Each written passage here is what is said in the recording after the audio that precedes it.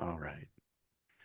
Well, good morning, everybody, and welcome. I appreciate you all joining us wherever you may be. So it might be good morning to you, or it might be good afternoon.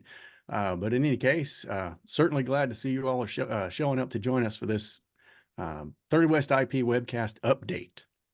Now, this is our December 2023 edition, and as we always like to say, if you're viewing this at a later date, then this information may have changed. So please reach out to us if you do have questions on the currency.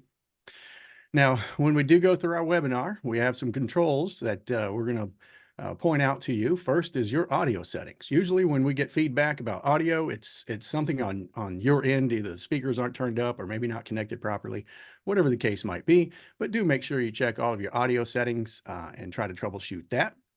And then as far as any interactions go, we do want to capture all the questions for the video recording that we're going to put on our YouTube channel later. So we ask that you guys submit any of your questions to us on the Q&A panel. Do have the hand raise symbol, I think, disabled, but if you do see the hand raise on there, try to refrain from that, because we're gonna ask that you type in your questions so we can then read it to the crowd and get it on the recording. But we do welcome all questions. That's why we like doing these live with you, so that you can send us your questions. Now, as far as any non-verbal verbal feedback goes, again, you're welcome to use those as you like. Those won't be recorded, but we'll be able to see them nonetheless. Now, when we do have this up and running, it'll probably be later this afternoon on our YouTube channel. If you don't get to sit through the whole thing, or if you did miss it today, no worries. We will have it available for you on our webcast library. So all you have to do is go to our main website, 30westip.com there. And then you can click on the link and that'll take you to our YouTube channel where we keep all our latest webcasts. So that's our little intro. Please do submit your questions via the Q&A, and we'll answer those when we get to the end of our presentation. It's about a 27 or 28-minute presentation, so it shouldn't take us too terribly long. All right. Well, I'm going to go ahead and turn off my camera and my microphone and let Mitch take the stage, and he'll get us started.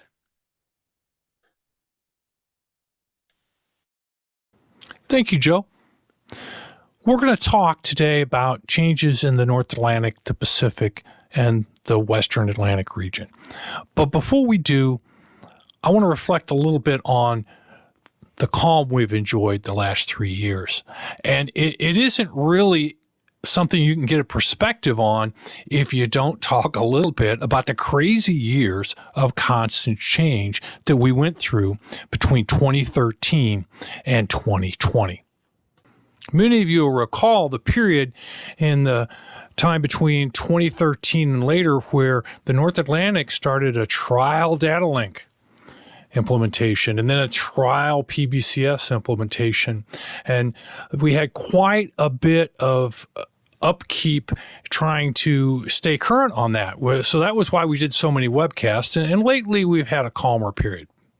We've seen separation reduced. We've talked about the reduction in separation and the implementation of space-based ADS-B and the wonderful things that are associated with it. All this occurring during that rapid change.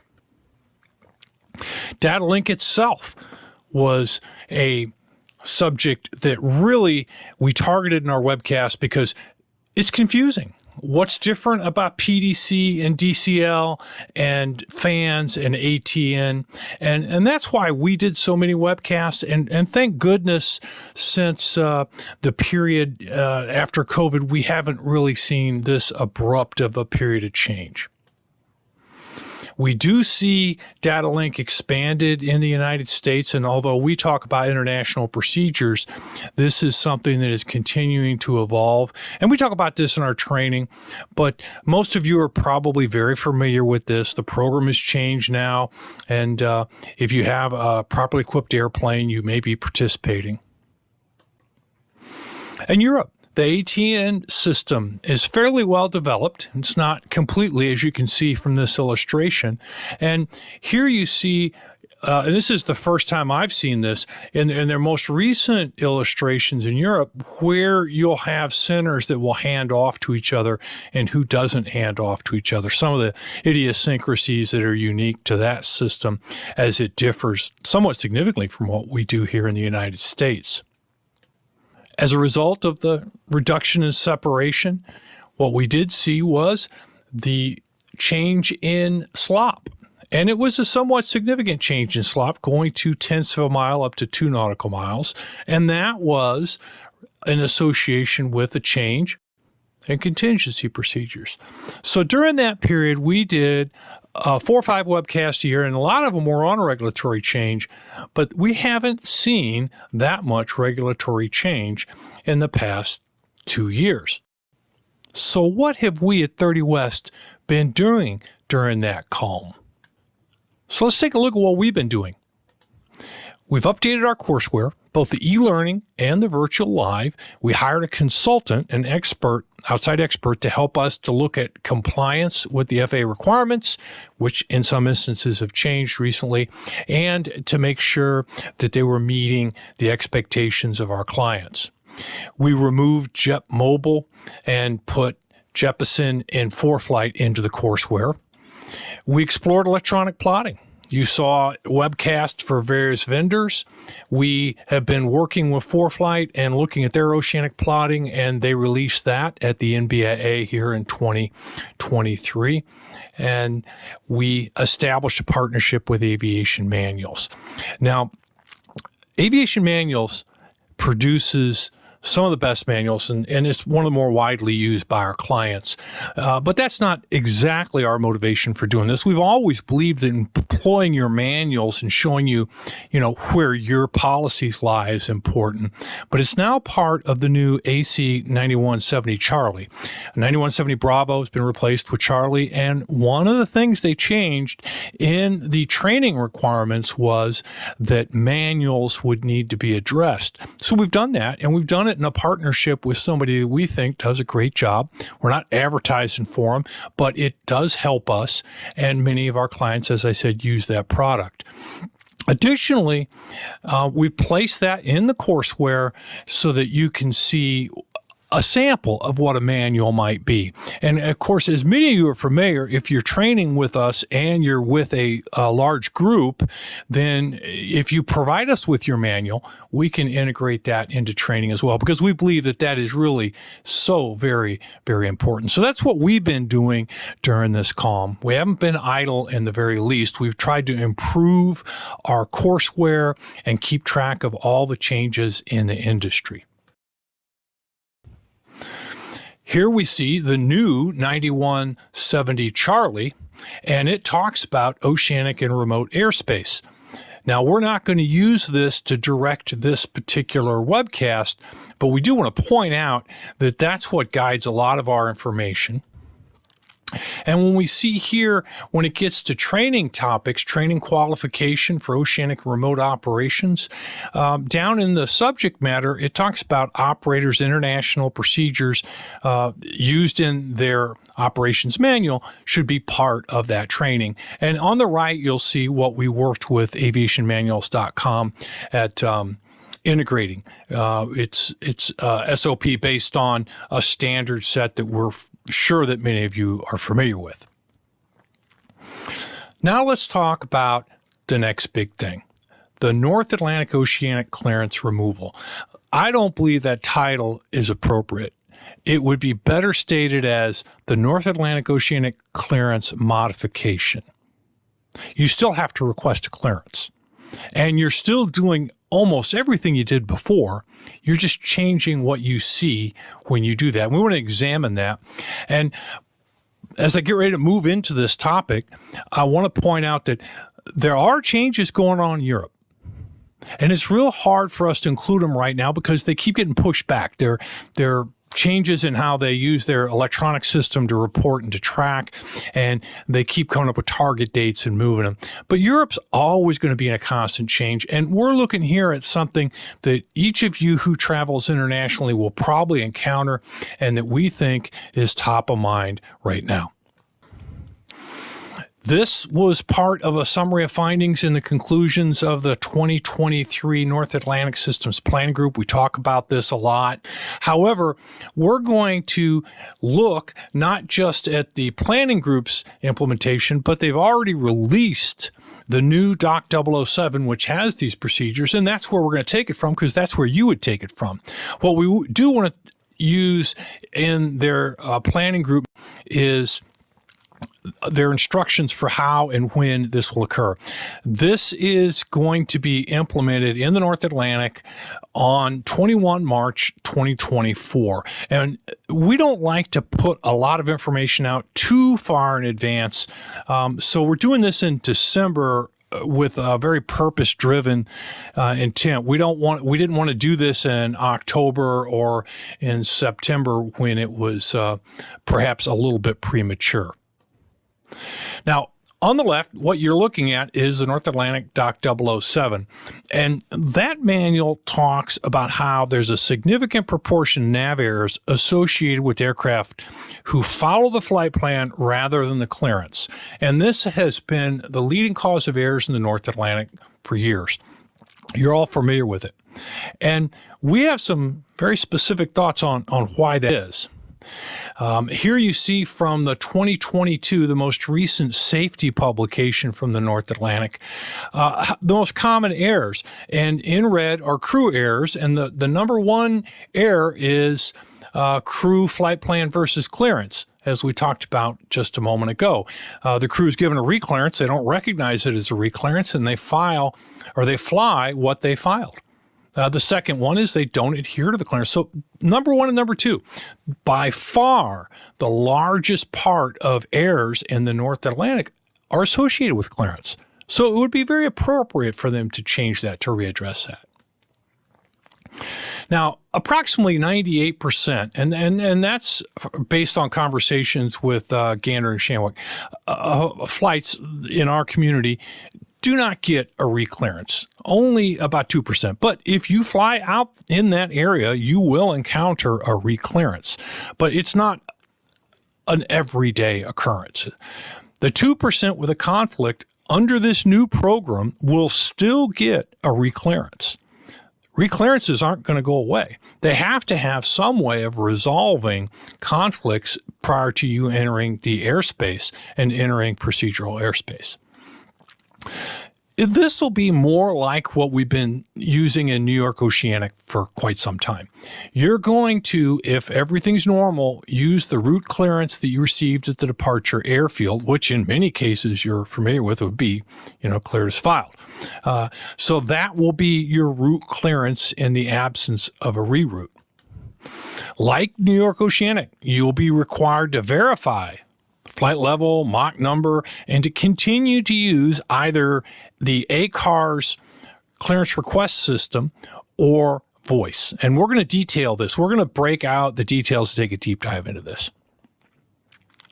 Here is the ops bulletin that came out in October that addresses this procedure, and it talks, as the meeting minutes did, about an implementation date of 21 March 2024. Now, we feel that's pretty solid based on all their publications, but you all know that there is a tendency to push things back if there is any question. Now, we're going to reference, because we like to use references. We don't want you to think that Mitch says or Joe says. We want you to know where this information comes from. We're going to take this from the North Atlantic Operations Manual, not the bulletin. The information is identical in the bulletin as it is in the North Atlantic Operations Manual, but that's the reference that you might have most readily available to you in the cockpit.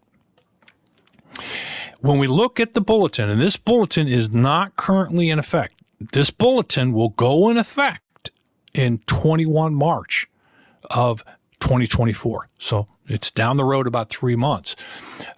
It mentions that you're going to have a requirement to send a clearance request message prior to the Oceanic entry point, and then it gives you the times.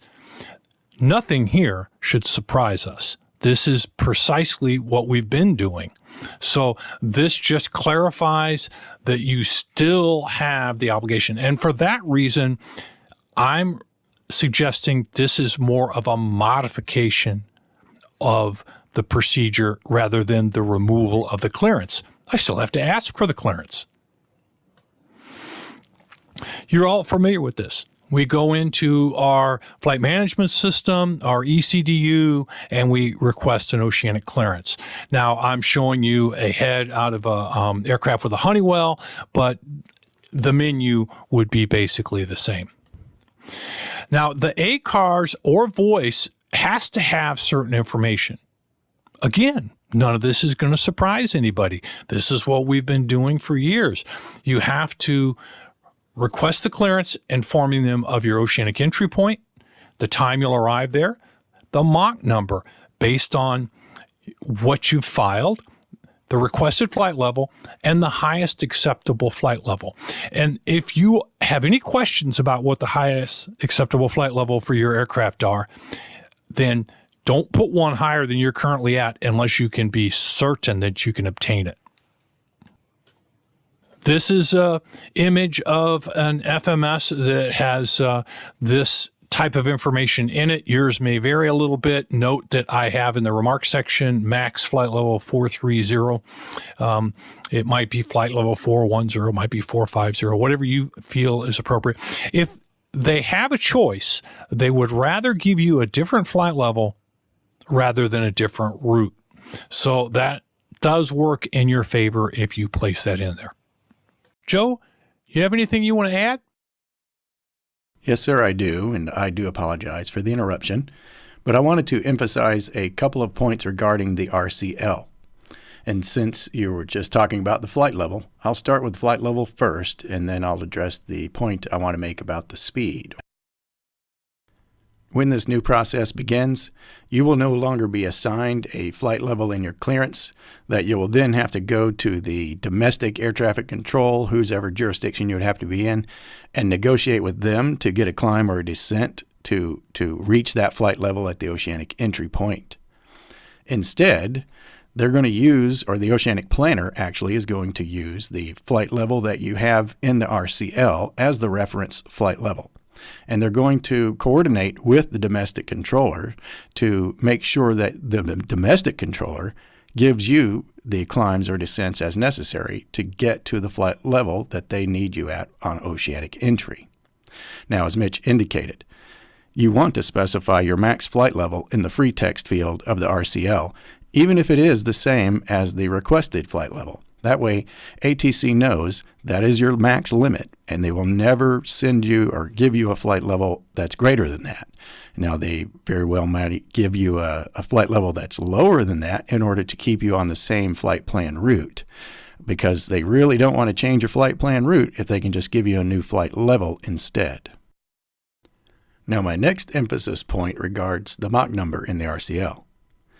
Just as with the flight level, you're no longer going to be issued a clearance with a Mach number specification, normally.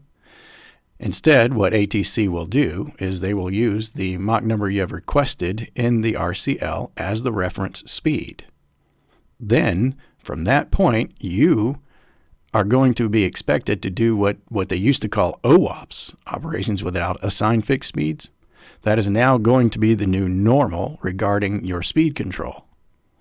You are to maintain whatever the speed is in your flight plan or in the RCL, and if that speed is going to vary by 0.02 Mach or more, up or down, well, then you would need to let ATC know.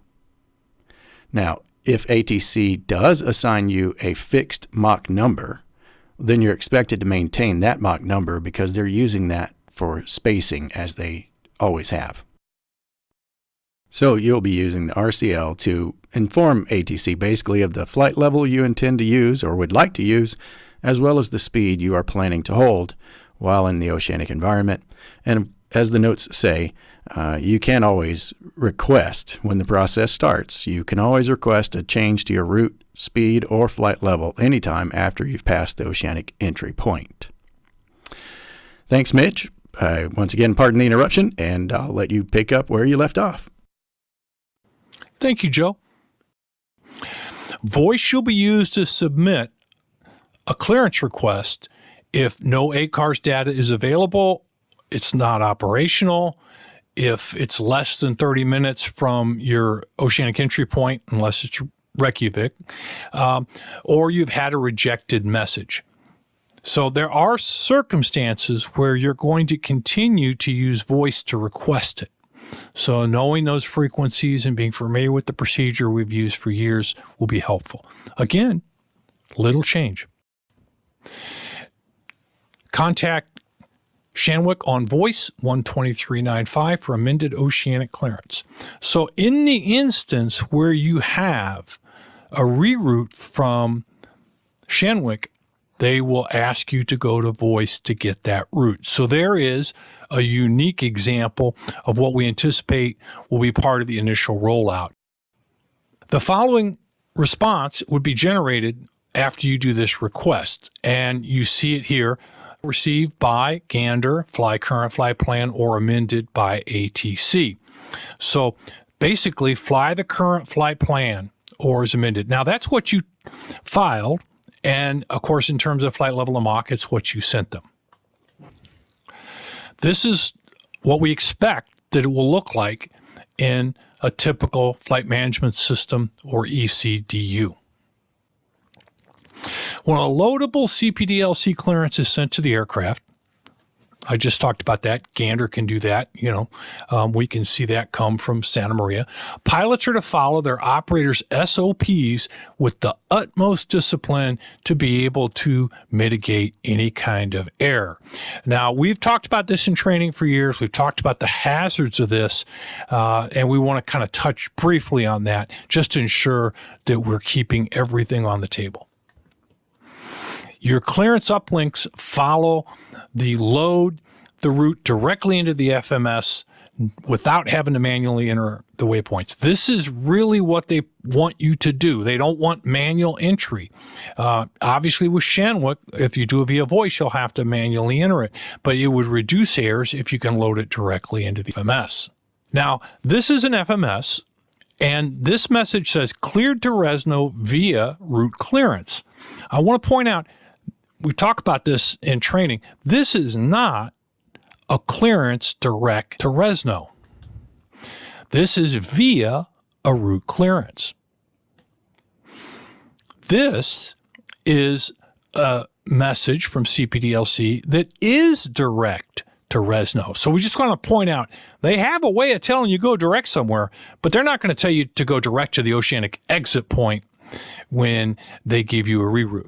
If you put the reroute in and it's 1,800 miles to Resno, that's not right. So this is the message that you would see, and it's used to upload the clearance and load it directly into the FMS. It might appear slightly different. The menu will appear the same. How you process it in different avionics will differ, but this capability is essential to what they want to do. When you receive this, you've got various ways, depending on your avionics, to review it, but you do need to review it before you move on. When you receive it, you will get it in a format that will be unfamiliar to you when we look at the lat longs. We have been talking about this in training for years. We have had webcasts dedicated to this. You're going to see an abbreviation for those points, but when you break them out on your log, you'll be able to see exactly what the lat longs are and verify them. The goal manual talks about not using AirInc 424 format because the FMSs won't process them. Here in our example, we're showing one type of avionics, and although yours may vary and the presentation may be altered somewhat, the information is going to be exactly the same. And when you try to go through this process, there are going to be multiple steps. The steps, as you see here for the avionics we're familiar with, you would load it, review it, accept it, and activate it. Somewhere in that process, you need to look at the lat long. And on the right, you can see a depiction that would come off of an ECDU. And in this particular set of avionics, you wouldn't see this depiction until after it's been activated. You might be able to see the lat longs previous to activation with certain line select key functions. But all of that is going to vary by avionics. And the important part is that you understand and you're trained in your specific avionics on how to be able to validate the lat long, and that you have it built in to a certain set of SOPs. Now, it seems odd that they have LL03, LL06, LL09. The way this system was designed made a lot of sense. It didn't anticipate lat longs would be sent to you in the cockpit. It anticipated that you would use named waypoints. So in this illustration, this is the west coast of the United States and Hawaii, and this is the CSEP system, the Central PAC system. And when you're flying out here, each of the waypoints has a name.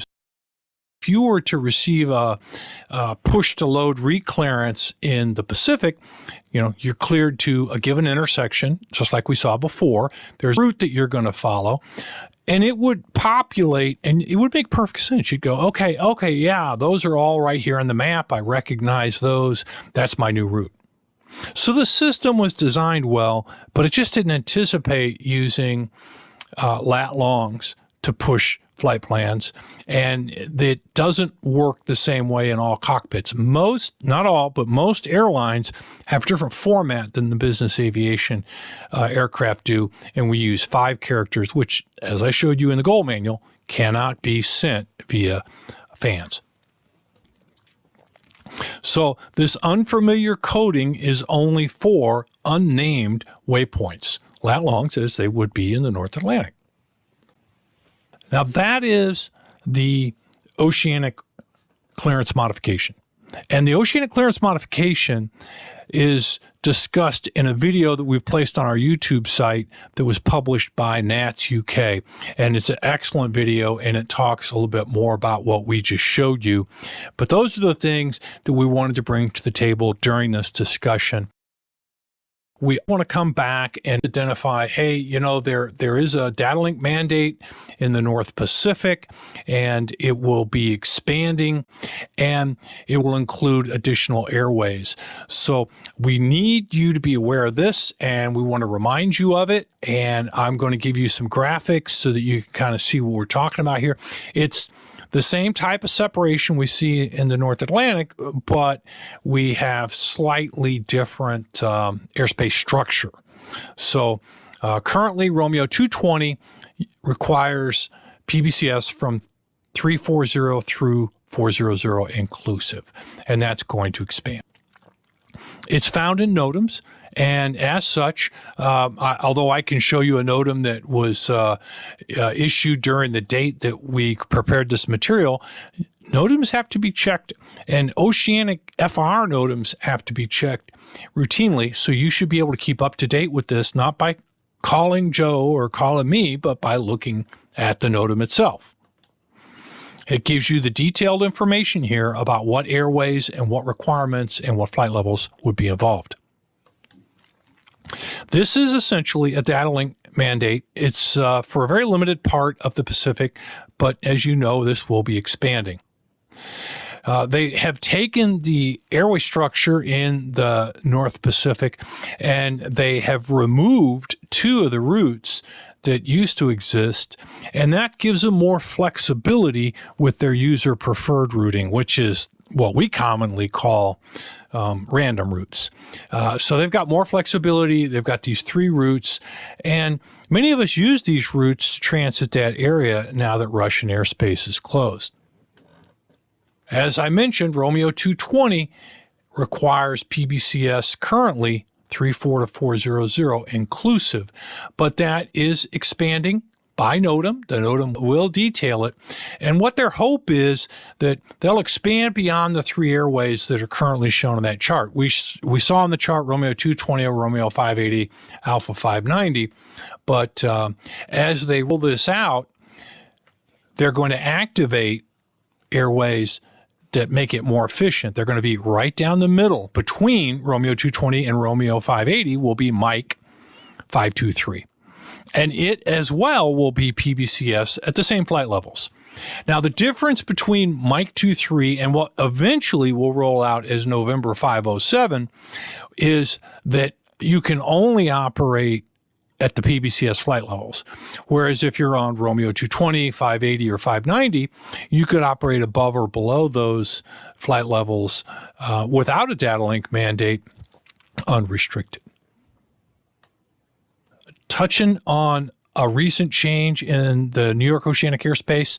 We referred to this region previously as waters, and now it is referred to as WAT, Western Atlantic. It's just a simplification. Here you see it on the planning chart, and this area is one that you're all familiar with. We don't see a big procedural change here.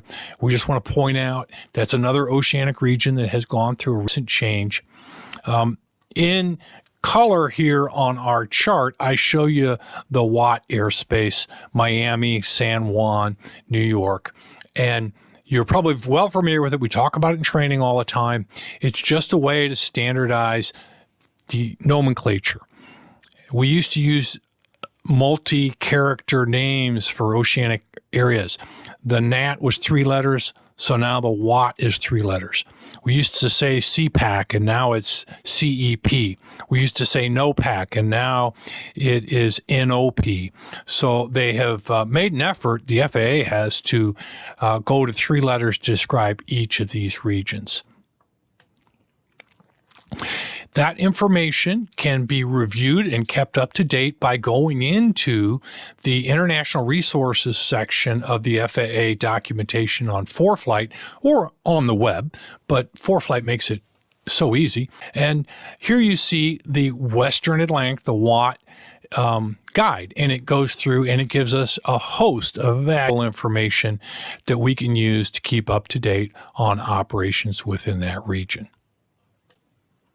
Now that concludes our brief look at these changes, and I would like to try to, in just this conclusion, recharacterize the North Atlantic program as a modification of your clearance procedure, as opposed to a cancellation. You don't have to get a clearance. You still go through almost all of the same steps. And I want to thank you for participating. And thank you, Mitch. All right. Appreciate that, Nat. Excellent. And Mitch, are you? Yep, you're back with us there. Excellent. Good deal. I was going to say that someone commented they lost audio and video, but nobody lost your video, I think. I think we're good with that because I was still seeing you the whole time. All right. Well, I will start off with some questions, and we do have a few, so that's great. One, I'm going to go back to. Mitch answered it to you guys privately, and so I thought I would like to get it on the Q&A recording for us, and that's regarding looking into the European data link. Thanks for the thumbs ups, by the way. I appreciate that. Those are fun. The European data link mandate logon list, but they say they're registering new G600s, but having trouble understanding and getting into Eurocontrol's logon list. Wondering if you have any guidance on this. Thank you. Yep, you're welcome for that. Now, as regarding the logon list, I can pull up my Jepson in a moment and show you, but if you go to the Europe Airway Manual, if you'd like me to, I could pull it up on the screen for you, but you can go to your Europe Airway Manual and just type into the search bar CPDLC coverage, and then that'll pull up that European CPDLC coverage map. You'll also see the Atlantic one, but don't go to that one. Go to the European CPDLC coverage map. And at the end of that section where all the different FIRs have their instructions for you, there's a link to the Eurocontrol website, the wiki link page that they have. There's where you can get to the logon list to register. Now, what I like to point out is the logon list is not part of the ATNB1 mandate. It's a separate thing altogether. It doesn't restrict your operations. If you're either approved for ATNB1, you would have J1 in your flight plan, or if you're exempted, meaning one of the exemptions, you would have CPDLC X-ray and field 18 after the DAT field. So if one of those two are in your flight plan, you're not restricted from going above 285.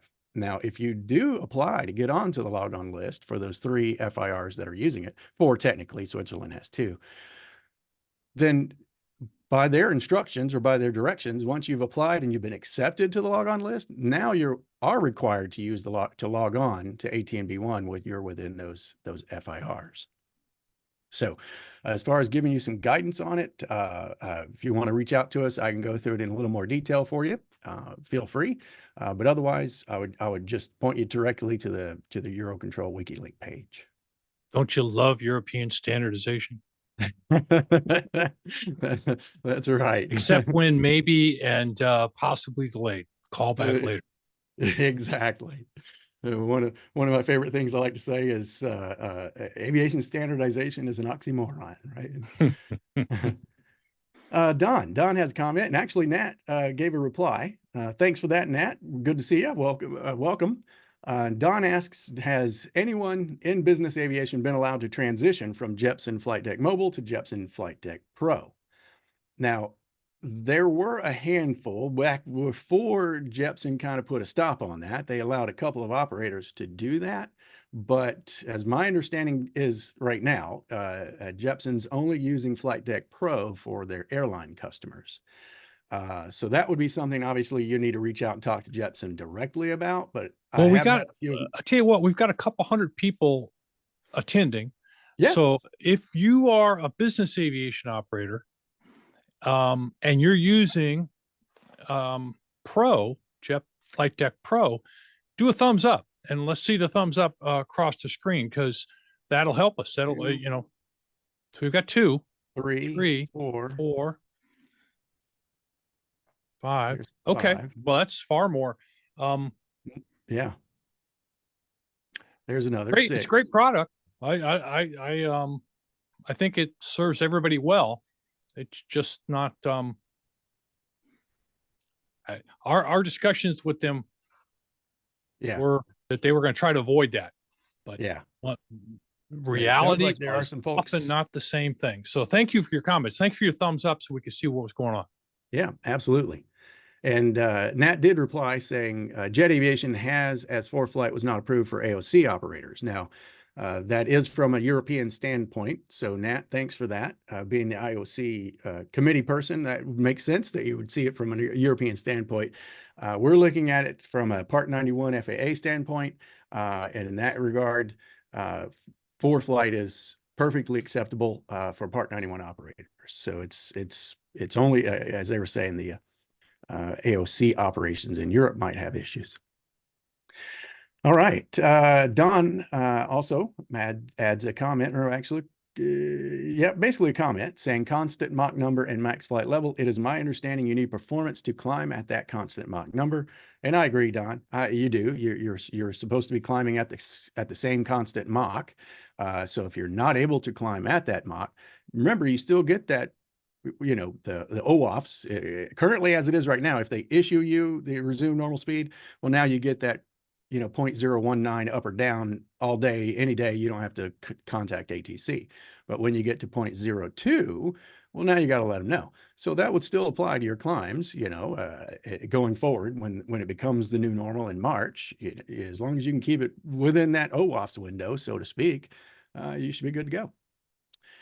And then that goes on to what Steve had a comment on. Speed can change by Mach 0.2. So in practice, you can only change by Mach 0.19 or 0.019 to be less than 0.02. That is true. So yes, and we've been told, in fact, when I was visiting Gander last summer, they explained to me if they gave you resume normal speed and you're going to vary it within that 0.019, they please don't call them. They don't want to hear from you. They only want to hear from you if it's going to be 0.02 or more. So thanks for that, Steve. How are you verifying? So there's Brad's got a question. How are we verifying LL01 waypoints before accepting? And that's a good point, Brad. Even our own, we have another guy on our team, Ed, was pointing that out to us. It depends on your avionics. If you have an avionics suite that doesn't allow you to verify it before or activating truly, you want to go activate it in those avionics suites. You'll have to activate it first so you can see the full lat long, and then you'd want to go and accept the clearance.